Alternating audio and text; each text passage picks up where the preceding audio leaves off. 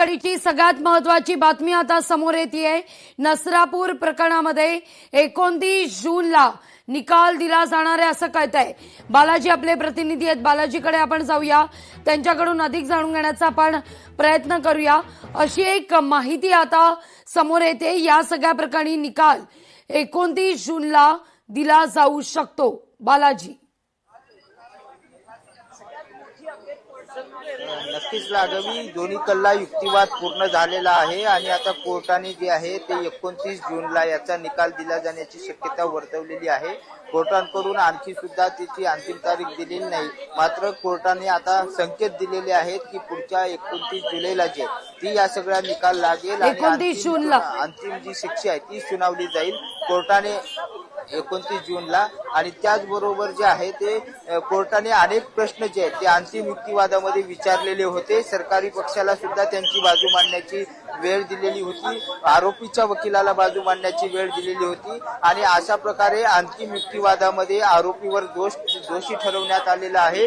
2 गुन्ह्यामध्ये आरोपी दोषी आहे आणि या दोन्ही गुन्ह्यामध्ये जन्मठेप आणि मृत्यूदंड या दोन्ही शिक्षा आहेत, त्यामुळे त्याला कुठली शिक्षा द्यावी अशी विचारणा सुद्धा कोर्टाने केलेली होती। मात्र आता कोर्टाने जे आहे ते 29 जुलैला जे आहे ते निकाल 29 जूनला जो आहे तो निकाल देण्याचं सांगितलेलं आहे, त्यामुळे आता आणखी प्रतीक्षा जी आहे ती करावी लागणार आहे। मात्र महाराष्ट्राचं लक्ष आज लागून होतं, या सगळ्या महाराष्ट्राच्या लक्ष जे लागलेलं होतं त्याला जे आहे ते न्यायालयाने जे आहे ते आता हा निकाल राखून ठेवून आणखी वेळ घेतलेला आहे आणि 29 जूनला त्या ठिकाणी बालाजी अनेक घडामोडी घडतात कोर्टाबाहेर, त्या आम्हाला पोहोचवण्याचा प्रयत्न करा। आपण पाहतोय या घडीला सगळ्यात महत्वाची ही बातमी, 29 जूनला नराधम कांबळेला शिक्षा सुनावली जाणार आहे। दोनही बाजूचा युक्तिवाद झाला, कोर्टानं ऐकून घेतला आणि आता निर्णय राखून ठेवण्यात आलेला आहे। बरोबर आता 4 ते 5 दिवसात या सगळ्या संदर्भात निकाल लागेल। कोर्ट 29 जूनला नराधम कांबळेला शिक्षा सुनावणार आहे। शिक्षेचा निकाल हा राखून ठेवण्यात आलेला आहे, पण या आरोपीचं अस्तित्व समाजाला मान्य नाही असं मात्र दोनही बाजूचा युक्तिवाद झाल्यानंतर न्यायाधीशांकडून सांगण्यात आलेलं आहे। या सगळ्या प्रकरणी आता विधिज्ञ वकिलांचे देखील बाईट्स त्या ठिकाणी होत आहेत, प्रतिक्रिया आता समोर येत आहेत, थेट जाऊया। लहानग्या मुलीवरती अत्याचार झाला आहे त्या आणि संपूर्ण केवळ लोकांच्या भावनेवरती निर्णय होत नाही, तर जेव्हा घटना घडते आणि सगळे पुरावे स्पष्ट उपलब्ध आहे, कायद्यामध्ये त्याच्या तरतुदी आहेत, त्यामुळे ही अतिशय सूर्यप्रकाश इतकी स्वच्छ केस आहे आणि कुठेतरी एक समाजाला एक दाखवलं पाहिजे की नाही, न्याय सुद्धा तातडीने होतो। कारण अशा घटनेमध्ये जो आपण आता मी सांगितलं की 100 बेगुन्हा जरी सुटले तरी एका निरपराध माणसावर शिक्षा झाली नाही पाहिजे, असा आपला कायद्याचा मूळ गाभा आहे। मात्र 25 जून आहे आज, 29 जूनला वर्डिक्ट जर येणार असेल तर साधारण या 4 दिवसांमध्ये न्यायालय का राखून ठेवणार नाही? असे बरेच बघा, न्यायालयांना ज्या वेळेस बऱ्याच वेळेस निकालाचं लेखन, निकालाचं डिक्टेशन, त्याच्यामध्ये ग्रामॅटिकल चुका या सगळ्या, त्यामुळं न्यायमूर्तींना आपल्या संविधानामध्ये अधिकार दिलेला आहे। जे न्यायमूर्तींचे आणि उच्च न्यायालय असो सर्वोच्च न्यायालय असो, संपूर्ण निकाल बऱ्याच दिवस असं एका मिनिटात असं ते क्लोज फॉर ऑर्डर जेव्हा करतात तर ते त्यांचा निकाल नंतर पब्लिश करतील। त्यांनी तारीख पण दिली आहे, त्यामुळे त्या दिवशी हे निकाल 100% हा निकाल जाहीर होईल। फक्त आता ज्या राहिल्यात त्या गोष्टी फक्त तांत्रिक लिगॅलिटी राहिलेला आहे। आता मी तुमच्याकडनं सगळं जी माहिती आता मिळते सगळं, तर यामध्ये पूर्णपणे हे तांत्रिक दृष्ट्या आता राहिलं आहे। यामध्ये 29 तारखेला निकाल या ठिकाणी दिला जाणार आहे, कोर्टाने राखून ठेवला निकाल। नाही, सुरुवातीपासून कुठल्या पद्धतीचा युक्तिवाद केला होता नाही, आता मी ह्या प्रकरणात काही वकील नाही, पण एक लॉ स्टुडंट आणि कायद्याचा एक विद्यार्थी म्हणून मी आताच माहिती मला मिळाली, मी तर सुनावणीच्या वरती पण होतो, पण एक वकील म्हणून तर ज्या प्रकारे हे जेव्हा न्यायमूर्ती प्रकरण राखीव ठेवतात क्लोज फॉर ऑर्डर्स, त्यावेळेस याचा निर्णय त्यांच्या मनामध्ये त्यांनी काय निर्णय द्यायचा काय हे सगळं आलेलं आहे। याचं फक्त एक लेखन, डिक्टेशन, क्लरिकल वर्क जे राहिलं आहे ते राहिले, सर्वांचे व्यक्तिगत राहिले। आता काय शिक्षा होऊ शकते तुम्हाला असं वाटतं यामध्ये? या प्रकरणामध्ये एकच शिक्षा आहे, ती म्हणजे मृत्यूदंडच झाला पाहिजे।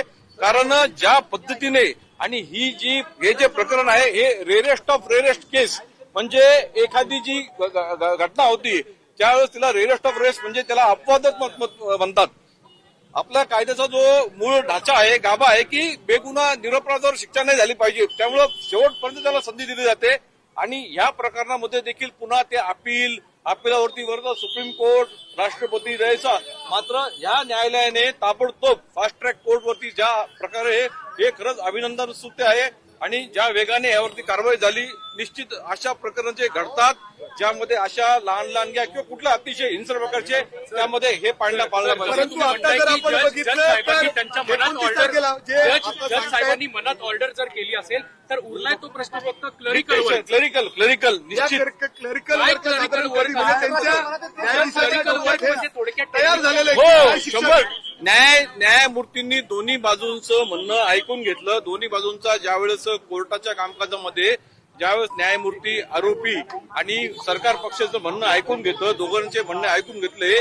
आता त्याचं विश्लेषण काय निर्णय द्यायचा त्यांनी जेव्हा क्लोज ऑर्डर केलंय, न्यायमूर्ती त्याच्या ऑर्डरमध्ये लिखित स्वरूपात येईल. वकील म्हणतात की त्यांना जन्मठेप देण्यात यावी, त्यांचं वय पाहता हे सगळं हा अधिकार न्यायमूर्तींचा आहे.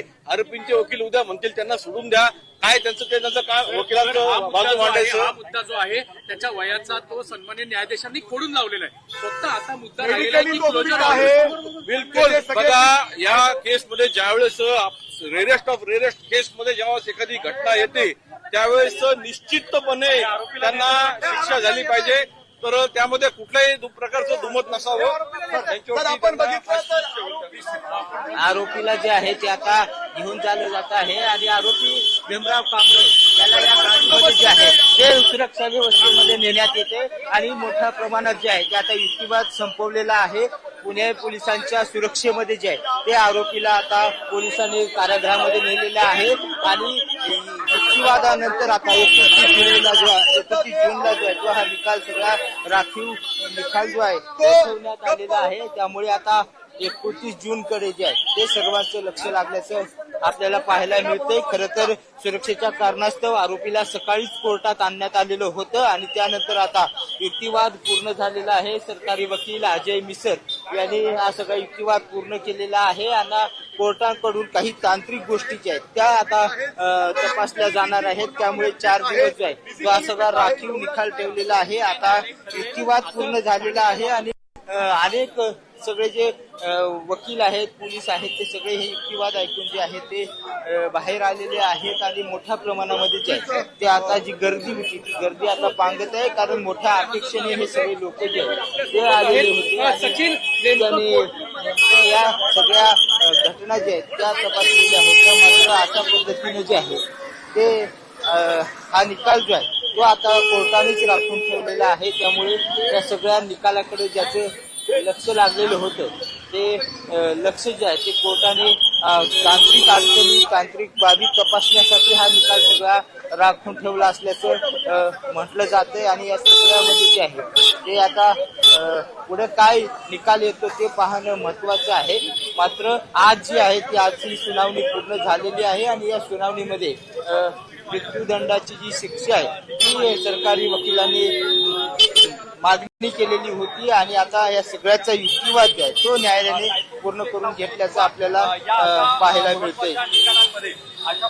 बालाजी, मुलीचे वडील न्यायाधीशांसमोर म्हणणं मांडत होते आणि त्यावेळी मुलीच्या वडिलांनी फाशीच्या शिक्षेची देखील मागणी केलेली आहे. अशा नराधमाला सोडता कामा नये असं मुलीच्या वडिलांकडून कोर्टात सांगण्यात आलेलं आहे.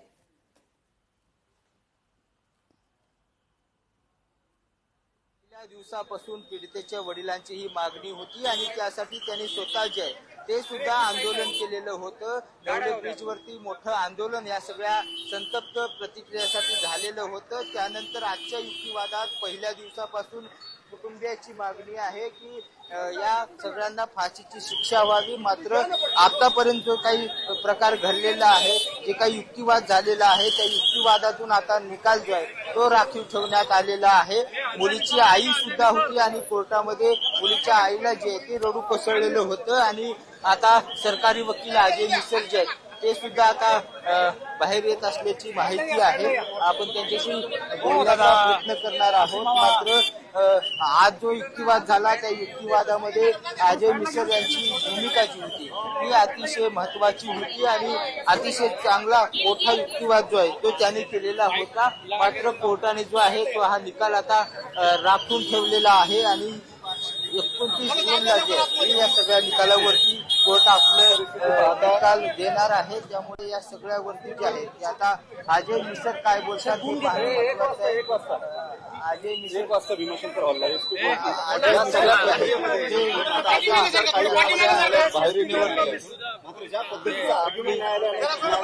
प्रतिक्रिया जी आहे ती दिलेली होती. मात्र आता युक्तिवादामध्ये जे आहे ते कोर्टाने जे आहे ते हा सगळा निकाल राखून ठेवला आहे आणि त्यामुळे या सगळ्या घटनेचं लक्ष जे महाराष्ट्राचं लागलेलं होतं की आज अंतिम निकाल येईल. मात्र आज काही अंतिम निकाल आलेला नाही. मात्र या सगळ्या मुलीचे हक्क, या आरोपीचं वर्तन, या सगळ्यावरतीचे ते युक्तिवाद जो आहे तो मोठा कोर्टामध्ये झाल्याचं पाहायला मिळते. आणि पुणे पोलिसांनी 15 दिवसामध्ये जे चार्जशीट दाखल केलं त्याचं सुद्धा मोठा खटला या देशातला जलदगतीचा खटला म्हणून याकडे पाहिलं जाईल. आता आरोपी भीमराव कांबळे लगीन जे आहेत ते पुणे पोलीस कारागृहाकडे गेलेले आहेत आणि अशा पद्धतीने आजचा सगळा युक्तिवाद जो आहे तो संपवण्यात आलेला आहे. अजय मिसर जे आहेत ते आता थोड्या वेळामध्ये बाहेर आल्यानंतर आपली प्रतिक्रिया देतील.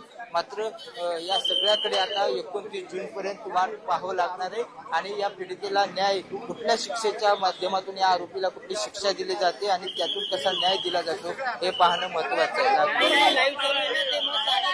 धन्यवाद तुम्ही दिलेला एकूणच सविस्तर माहिती करता.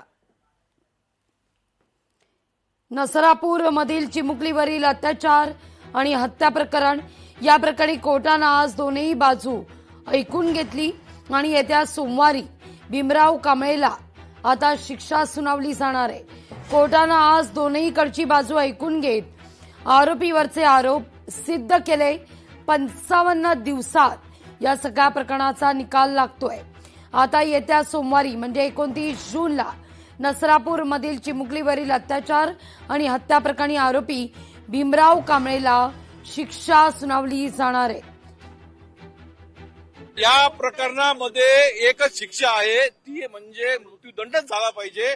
कारण ज्या पद्धतीने आणि हे जे प्रकरण आहे हे रेरेस्ट ऑफ रेरेस्ट केस, म्हणजे एखादी जी घटना होती त्यावेळेस तिला रेरेस्ट ऑफ रेस्ट म्हणजे त्याला अपवादच म्हणतात. या प्रकरणामध्ये देखील पुन्हा ते अपिलावरती वर्ग सुप्रीम कोर्ट, राष्ट्रपती द्यायचा. मात्र या न्यायालयाने ताबडतोब फास्ट ट्रॅक कोर्टवरती ज्या प्रकारे हे खरंच अभिनंदन सुद्धा आहे आणि ज्या वेगाने यावरती कारवाई झाली. निश्चित अशा प्रकरण जे घडतात ज्यामध्ये अशा लहान किंवा कुठल्या अतिशय हिंसक प्रकारचे त्यामध्ये हे पाळलं पाहिजे. या हरामखोर आरोपीला मरेपर्यंत फाशीची शिक्षा त्या ठिकाणी मिळायला हवी. हा माणूस विकृत आहे. याच्या आधी सुद्धा 2दा त्याने अशा पद्धतीचा प्रकार स्वतःच्या घरामध्ये केलाय. त्यावेळेला न्यायालयाने त्याला सोडून दिलं होतं. कुठल्या बेसवरती सोडलं, कुठल्या ग्राउंडवर सोडलं याची माहिती घेण्याची सुद्धा गरज आहे असं मला वाटतंय. मरेपर्यंत फाशी अशा विकृतांना ठेचण्यासाठी अत्यंत गरजेची आहे. शिक्षेचा निकाल राखून ठेवलेला आहे आणि आता या सगळ्या प्रकरणी 29 जूनला कोर्ट आरोपीला शिक्षा सुनावणार आहे.